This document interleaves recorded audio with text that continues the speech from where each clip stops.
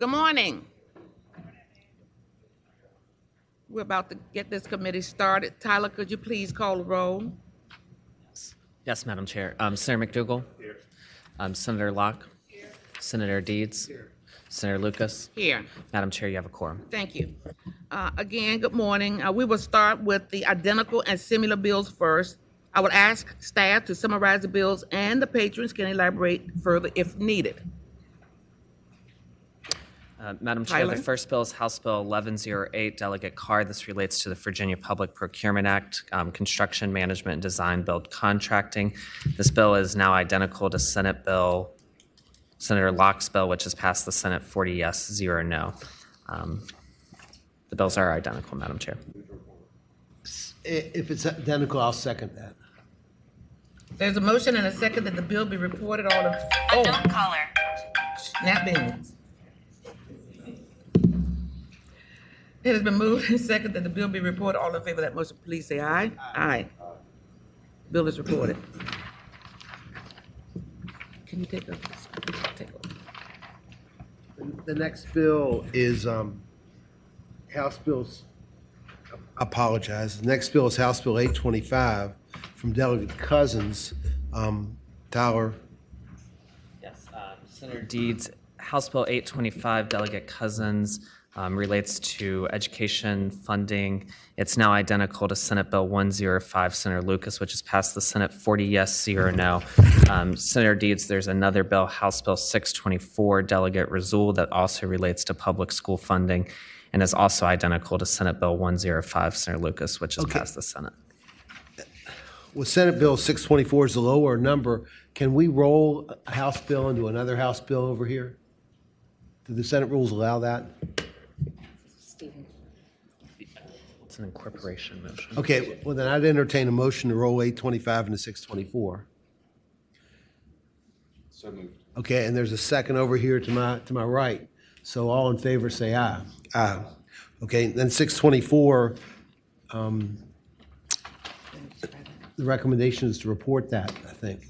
Yes, House Bill 624, this is identical to Senator Lucas's, which has passed the Senate. It relates to granting public school staff who are in the process of obtaining national board certification to help with the upfront cost of obtaining that certification. And then it also directs DOE to review special education staffing standards and changes the at-risk add-on program and replaces it with a new program and formula to be used in the next rebenchmarking.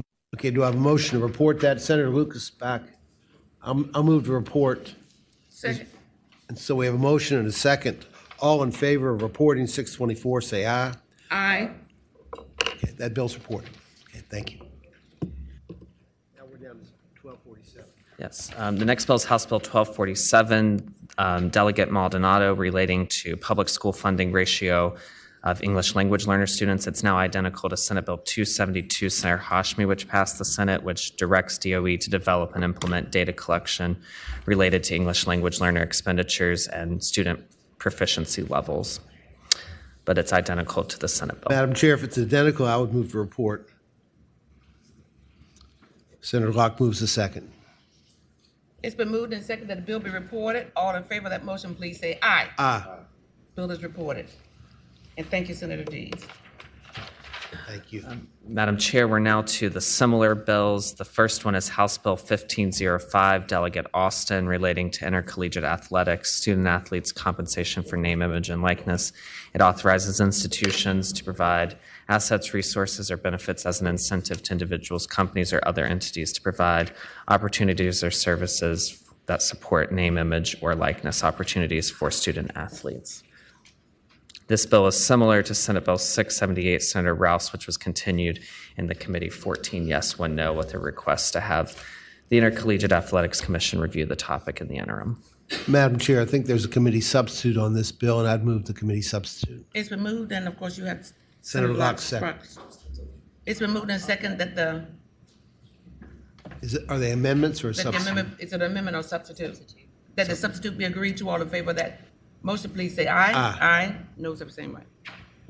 Madam Chair, the substitute has a delayed effective date of July 1, 2025, and requires the Athletics Commission to review plans and regarding further changes. And the Committee Sub Austo eliminates the non-disclosure requirement. Delegate Austin. Yes, please. Madam Chair, I have with me Jason Bond, who helped draft this bill from UVA. The delayed enactment clause would really cause us a lot of problems. The commission that you're asking for the review, we have no problem with that. I think that would be fine. We really need to get this bill into effect as soon as possible to protect our interest in our student athletes in the Commonwealth of Virginia. When they enter the transfer portal, other states are coming after them. We're losing them to the SEC and the Big Ten. And the whole reason for this bill is to keep our students who are performing well in the Commonwealth of Virginia, and to also help the NCAA to take issue with the problem that's been created. We have legislation in place that says we will comply with the NCAA's regulations, but other states are not, and the NCAA is not enforcing their regulation. So I'd like to ask Jason Bond right now if he would speak to the issue associated with the FOIA information. Yes, I will, but just a moment. We moved the committee substitute, but we don't know exactly what that difference is, so we could get. I just read it. I could just say it again. Yes, please. Okay. Madam Chair, the committee substitute delayed the effective date to July 1, 2025. It required the Athletics Commission to review the plans and further changes, and it eliminated the non-disclosure requirement. Okay, that's different. Okay. So Madam Chair, the Okay. delayed effective clear now. date, delayed effective date is what really causes us some problems. So, Delegate, you understand what happened with the Senate bill on this very topic, and these changes will at least get the bill into conference. I understand that. Can Jason talk to the, Yes. speak to the, Yes, please come Jason? forward. Well, thank you for having me. I'm the Associate AD for Governance and Regulatory Affairs in the Athletic Department. And we do appreciate everything that everybody's done so far. And as Delegate Austin said, the delayed effective date, we would prefer it to be immediate or in July 1. We understand we want to get in on the books and we want to get on the record, but we do fear that everybody would be passing us by. We do fear that other legislatures will adopt similar legislation very similarly or very quickly because they're after our session, and then we will fall behind, as Delegate Austin said. And so we do request an immediate effective date because we do not want to fall behind as a recruiting class comes up, as recruiting sessions come up. As regard to the non-disclosure, that language was not respective to the actual institutions. This is very specific to the student athletes and their privacy and their concerns about the disclosure, that name, image, likeness opportunities that they have. So that's why that was actually included in the language. We understand that our policies, our procedures, and our governance would be we have to have open transparency with regard to the institution's policies, procedures, but the student athletes numbers, student athletes incomes, we thought that should be a private matter. So that's why we had that. And again, we'd want to reiterate that the effective date being July 1st is really imperative for the success of all institutions in Virginia, not just Virginia Tech, Virginia, and the bigger institutions. Okay, we hear you. Senator McDougal, you have questions? Madam Chairman, just because I have a feeling we'll continue to discuss this a little more. Tell me about that non-disclosure. So how is it that if there's state money or foundation money that's running through the university, that we would not disclose that? So I understand you want to protect the student athlete, but how is it that would be exempt from FOIA?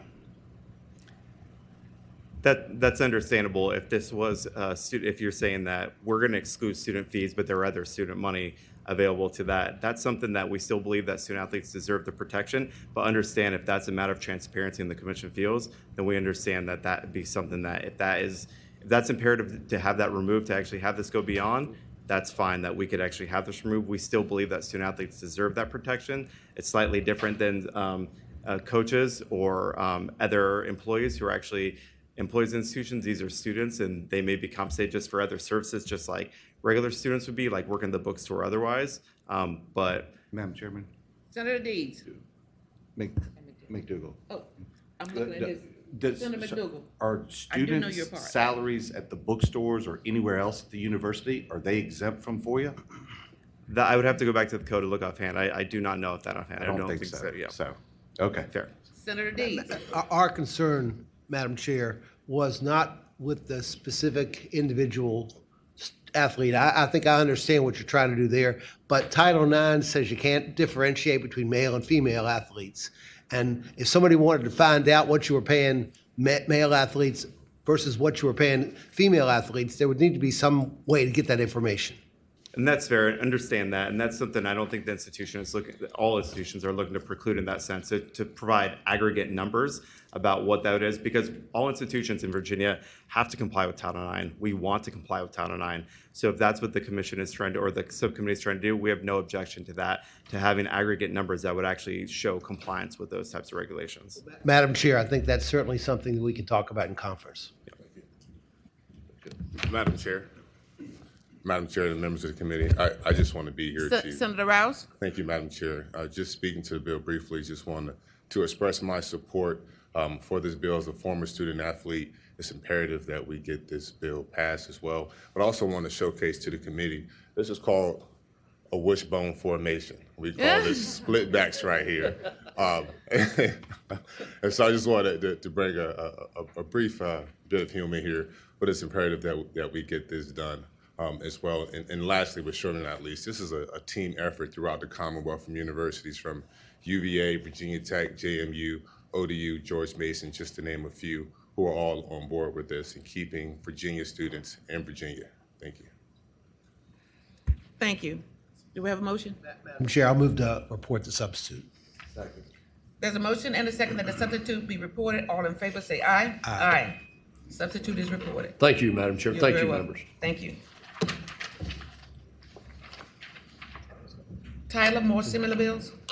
The next similar bill is House Bill 1089, Coiner, relating to special education and related services. It's similar to Senate Bill, Senator Favola's Senate Bill 220, which has passed the Senate 40 yes, 0 no. I believe this bill expands further to add special education professional development coordinators and regional centers, and that aligns with the funding provided in the House budget.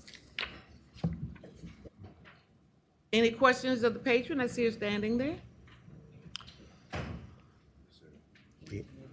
Reenactment clause. Uh, Madam Committee? Chair, Senator Deeds. I'll move that we amend the bill to put a reenactment clause on it. There's a motion and a second that the bill be amended to include a reenactment clause. All in favor of that motion say aye. Aye. Aye. And then I'll move to report. It has been moved and seconded that the bill be reported as amended. All in favor of that motion say aye. Aye. Aye.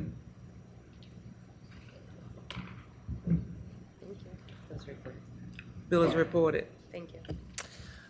The next bill is House Bill 1445, this is Delegate Phillips, related to New College Institute and the duties. It would require New College Institute to design and implement any workforce programs necessary to support initiatives of the Commonwealth, including adult ed and workforce training. It's similar to Senate Bill 62, Senator Stanley. The main difference is this bill adds the Department of Labor and Industry as an agency of new colleges to work with. Senator Stanley's bill was continued in the committee, 14 yes, 1 no.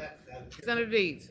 Madam Chair, both the House and the Senate have funded New College Institute in the budget, and so I don't think the immediate need for this, but this bill is present, and nor should we treat it any differently than we treated our brother Stanley's bill. So I'd move to carry it over. There's a motion. Second. There's a motion and a second that the bill be carried over. All in favor of that motion, please say aye. Aye. Aye. 1 no.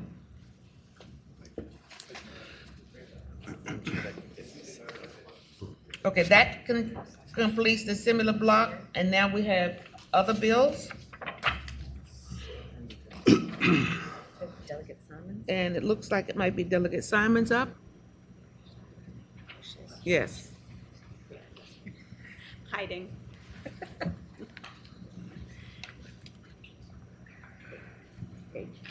House Bill 677. That's House Bill 677. I was looking at my list, okay? Thank you. Good morning, Madam Chair. Good morning again. HB 677 requires the superintendent of public instruction employ at least one certified school library specialist who would assist with numerous areas of support Virginia was the first state to have a library specialist back in the 1920s, but it was cut. The position was cut in 2008, and we don't really know why. But the bill was brought to me by the Virginia Association of School Librarians, and they would really like to bring back the library specialist. Any questions of the patron?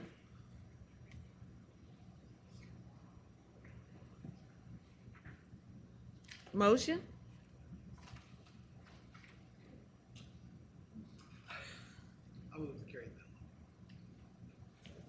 There's a motion and a second that the bill be carried over. All in favor of that motion, please say aye. Aye. The bill is carried over. All right. You got one more, HJ 67.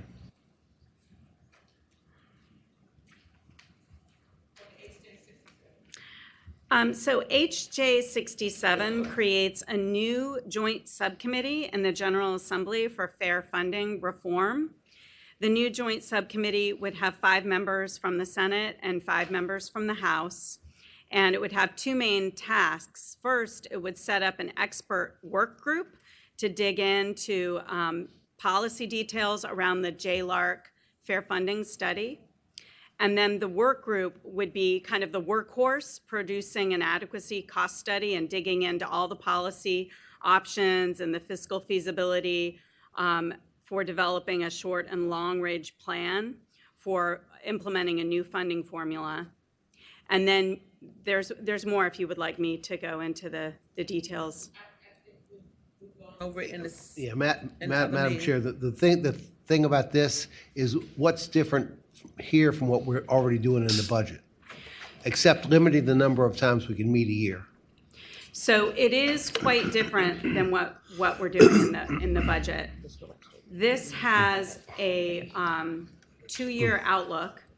So we're going to be able to, in the first year, produce an adequacy study. And then in the second year, this version has steering committees to get public input.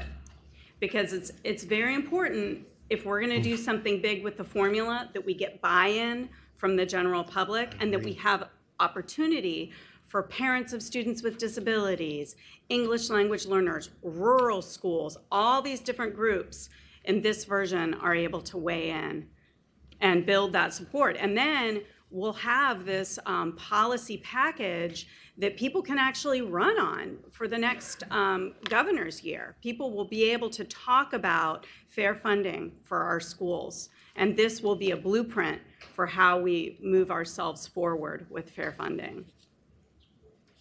Thank you for that presentation. Any questions from the committee?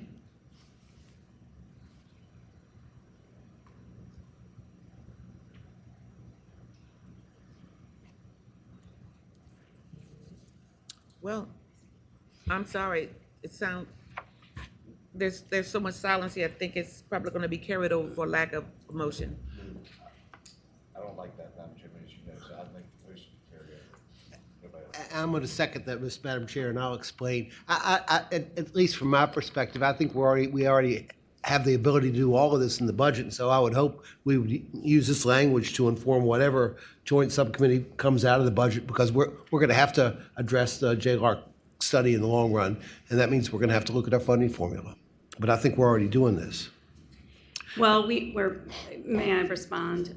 Delegate Simon. Yeah, we do have budget language. This is the only bill, but this is the only vehicle that does actually have the public comment and a vehicle for building consensus. So I have worked with VEA,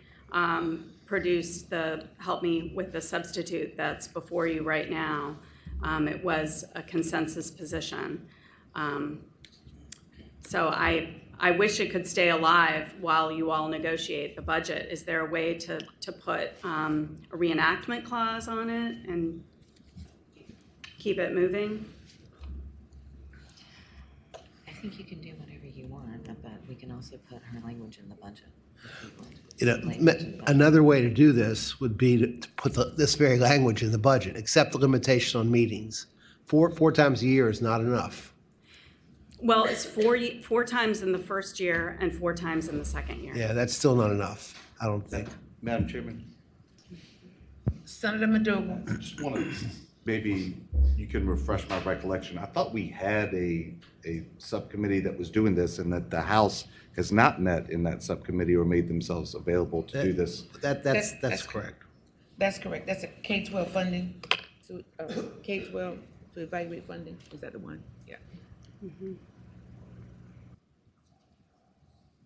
Well, we have a motion. We need to move on. So the motion is to carry over, and there was a second. And did I carry that through? You need to vote. Okay, we still need to vote. All in favor of that motion, please say aye. Aye.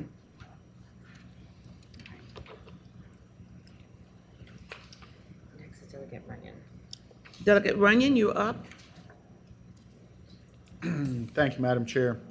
I appreciate this.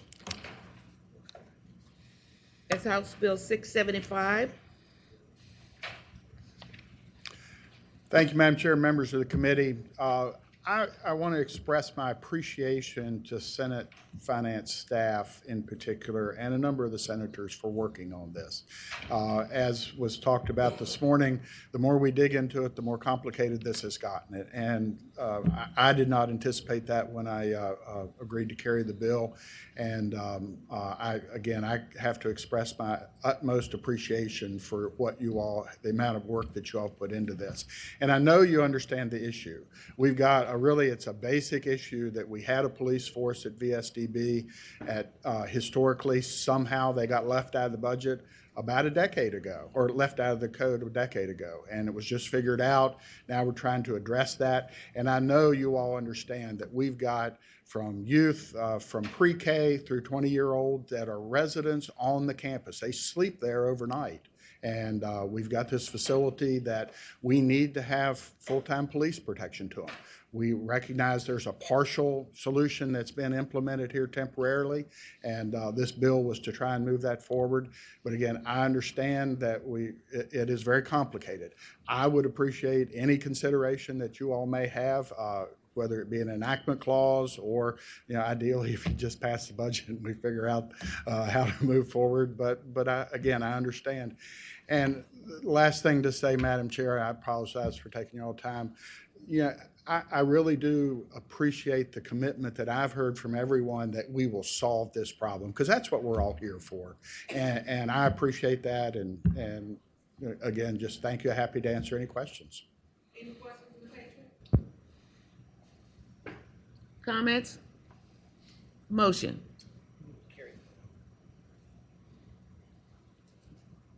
Second. There's a motion and a second that the bill be carried over. All in favor of that motion, please say aye. Aye. Thank you, Madam Chair, members. Thank you of the so committee much. and staff. Who's next on the sign-up sheet? Delegate Tater. Delegate Tater. Thank you, Madam Chair and members of the committee. This is HB 696, which sets up an authorization and just allows any school board that governs a school division located in Superintendent's Region 2, 4, and 7 may establish a recovery school. This is because the opioid epidemic, coupled with mental health issues and the use of alcohol and other drugs, affects students all across the state. And currently there are no recovery schools in Hampton Roads, Loudon, up in Northern Virginia or Southwest Virginia. So this sets up a structure to allow that, schools to do that. Any questions of the patron? Comments? Yes. 2, 4, and 7, correct. Just 2, The 2, 4, and 7, Hampton Roads, Southwest Virginia, Northern Virginia. There's already one in Chesterfield County that's doing really well.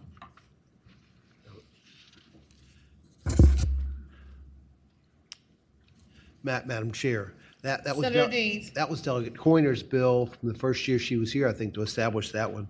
It's my understanding the House budget has $1 million the first year, $500,000 the second year general fund money for the creation of a recovery high school in Loudon. Correct. And the Senate budget has a $500,000 non-general fund each year for the creation of a recovery high school in Loudon. I think we ought to be able to deal with this in the budget, and so I would move to carry the bill over. There's a motion And a second, that the bill be carried over. All in favor of that motion, say aye. Aye. Carried over. Thank you. Next on the sign-up sheet. Delegate McQuinn. Good morning, and thank you, Madam Chair. Good morning. Madam Chair and members of the committee, I have House Bill 285, and this House bill Bill is... 285, thank you. Okay. We have a committee sub. Motion on the sub. There's a motion and a second that the committee sub be agreed to. All in favor, please say aye. Aye. Go right ahead. Thank you, Delegate Madam McQuinn. Chair. Madam Chair, this bill, again, it's been through several updates and changes, and it's just, I consider it the better bus stop bill to just create better environment and bus stops for individuals who are catching the bus and getting off the bus. And so, just asking that it would be supported. We have several folks who are here today from the administration, Jennifer DeBrule, we have Joe Dilla from Greater Richmond Transit, and Danny from the Virginia Transit Association to speak to the bill Delegate as well. McQuinn, we want to get an understanding of what the substitute. Oh, okay, I apologize. Okay. Yes. Madam Chair, the committee substitute would specify that permitting rather than a review would be done by the locality. The locality would become permanently liable, and it limits the authority provided in the bill to a single year set for expiration on July 1st, 2025.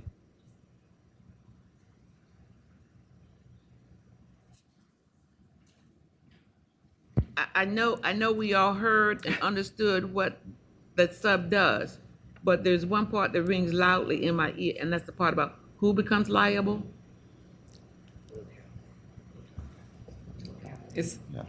Yeah. Madam Chair, the locality would become liable and under the substitute permanently liable rather than the Commonwealth.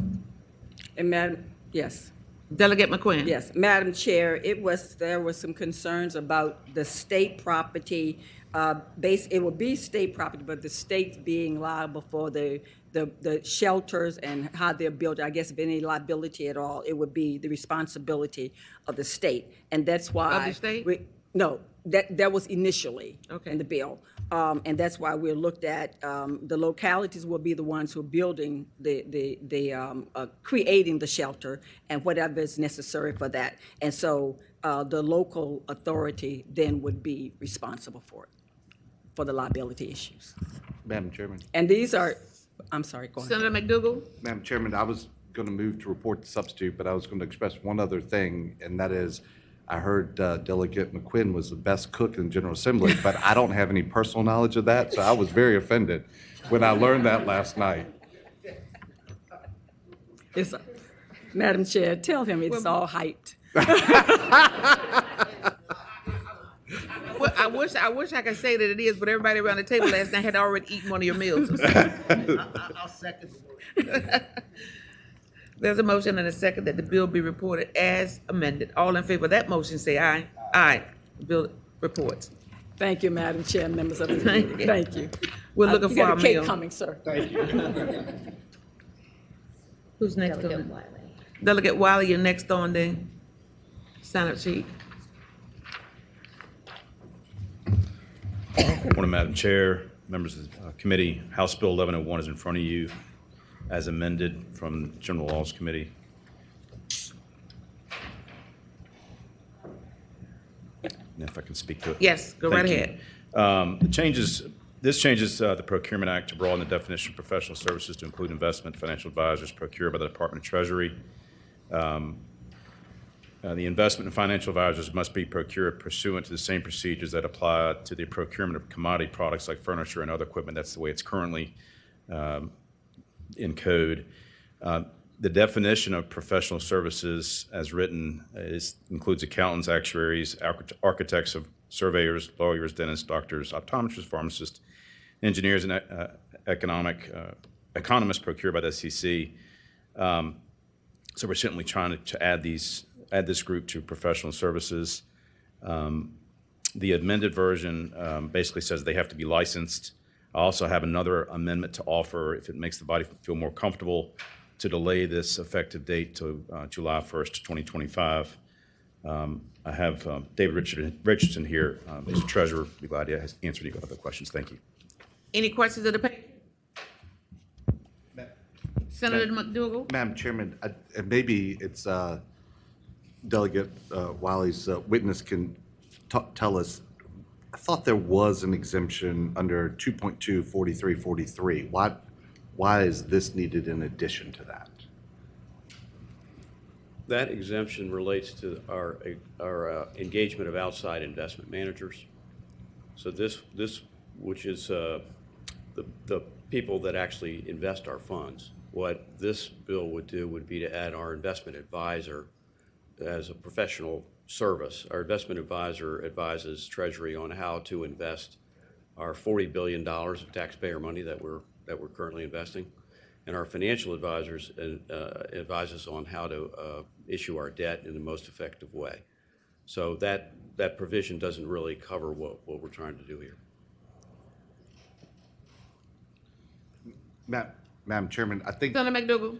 I think maybe Delegate Wiley explained it. That's where maybe some of the confusion is. What you said is like a very specific, like one category as opposed to a multitude of categories. I think there was some concern if it's broader, how would there be, what kind of language would make it clear that it's only that one type of category?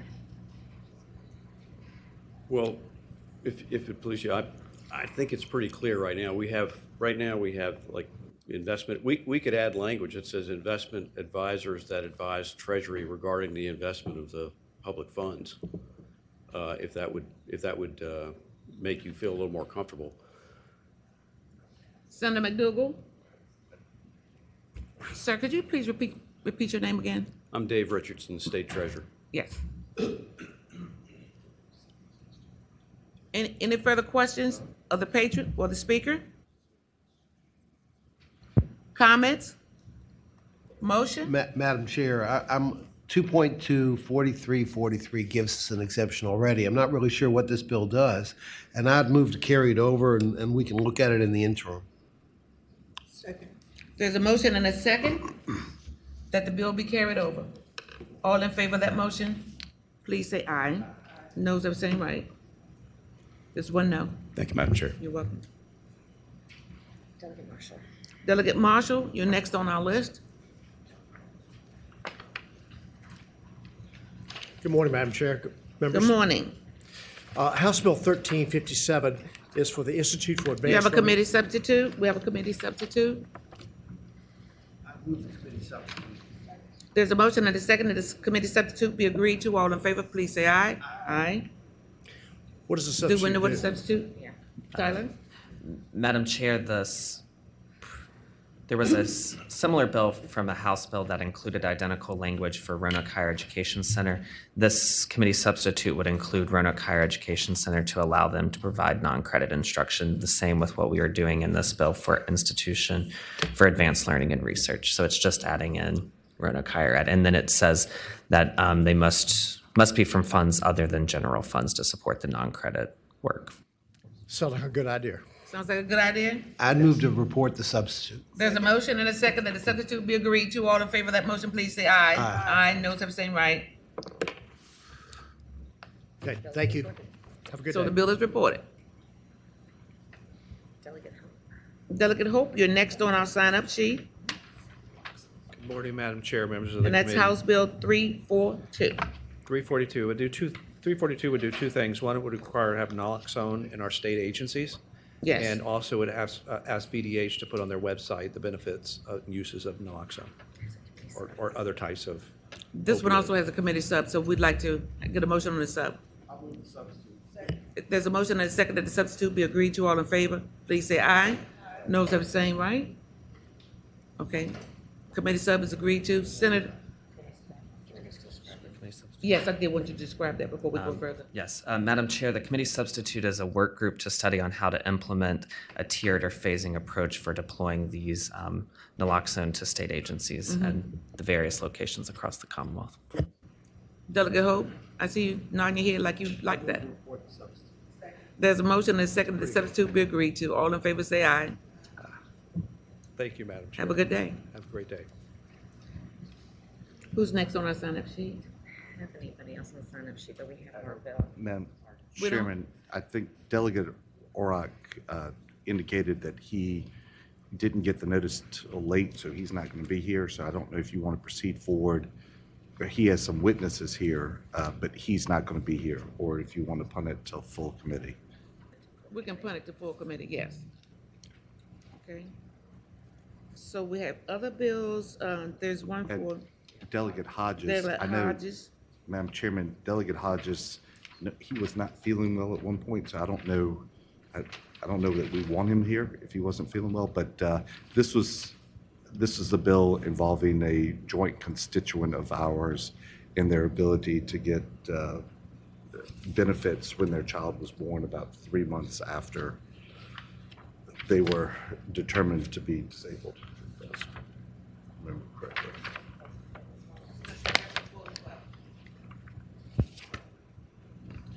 And then we only have one other, and that's Clark. Are we gonna punt that one to full as well? Delegate Clark is not here? Sure. Okay, that will also go to full. Okay, there being no further business, the committee will rise. Senate of Virginia, Richmond, Virginia.